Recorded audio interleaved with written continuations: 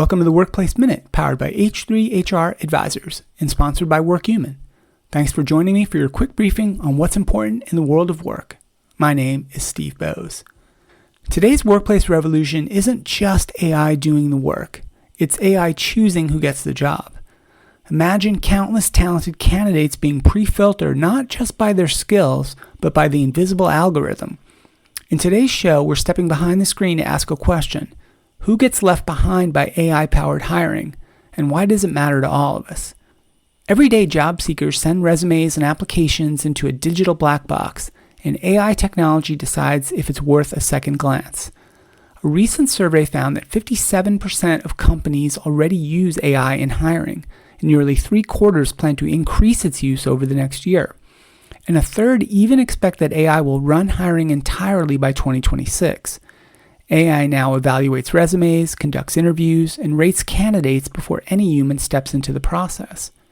That sounds efficient, but it's also deeply risky.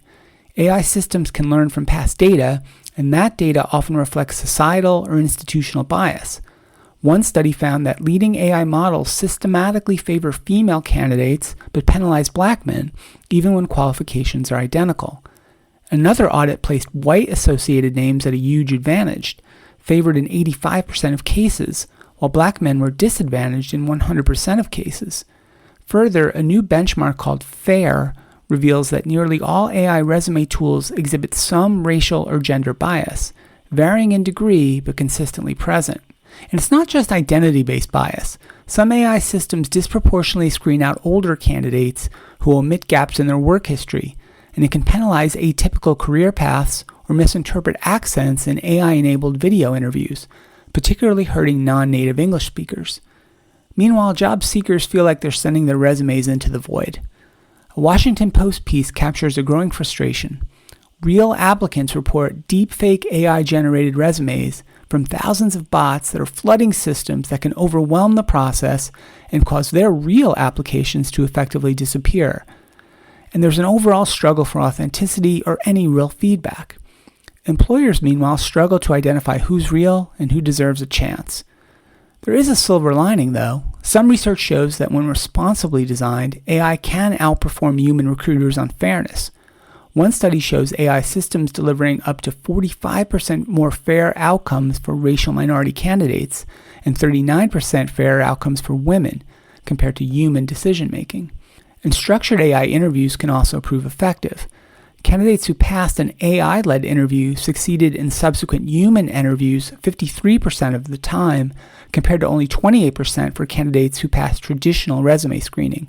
The AI asks consistent, well-structured questions, boosting fairness and reliability. Still, these tools are only as good as their design, oversight, and transparency.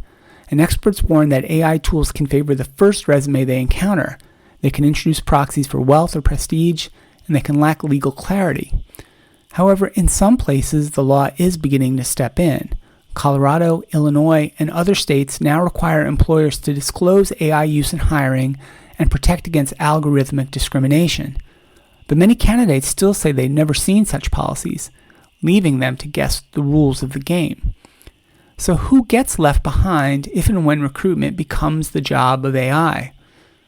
Candidates without conventional resumes, non-native English speakers, older professionals, marginalized groups, those with caregiving gaps in their work history, and people applying from outside elite networks all risk invisibility.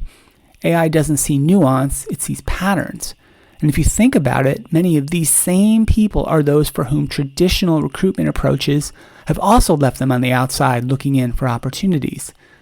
As investigative reporter Hilke Schellman argues in her book, The Algorithm, it's not machines replacing humans, it's algorithms preventing the best, most original candidates from getting hired.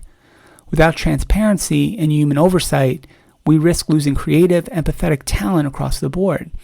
The future of fair hiring isn't AI without humans, it's AI assisted by people rooted in ethics and inclusion. That means auditing systems, removing proxies, injecting transparency, and always remembering behind every resume is a real person. Here's the reality we all must face.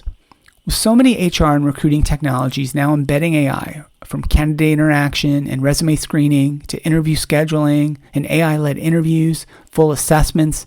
There's no going back to a non-AI hiring process. This isn't a temporary experiment or a passing trend. It's the infrastructure of recruiting today. That makes the stakes incredibly high, because if AI is here to stay, then the responsibility falls squarely on two groups: the HR technology providers building these systems and the employers choosing to deploy them. They both must ensure these tools are fair, equitable, and auditable. Candidates deserve transparency about how decisions are being made, and regulators will demand accountability. And businesses will rely on trust in these systems to find their next generation of talent. The truth is that too many people's lives and livelihoods hang in the balance for us to treat AI in hiring as just another feature. If we get it wrong, we risk shutting out entire groups of talented workers before they even get a chance to prove themselves. But if we get it right, and if we build and use AI responsibly, it could be a powerful force for inclusion, efficiency, and opportunity. That choice and the responsibility is ours. That's it for the show today. Thanks so much for listening, and a big thank you to WorkHuman for supporting the Workplace Minute. If this episode made you think about how your organization is adopting AI tools into your recruitment practices, please share it with a colleague. I'm Steve Boese, and this has been the Workplace Minute from H3 HR Advisors.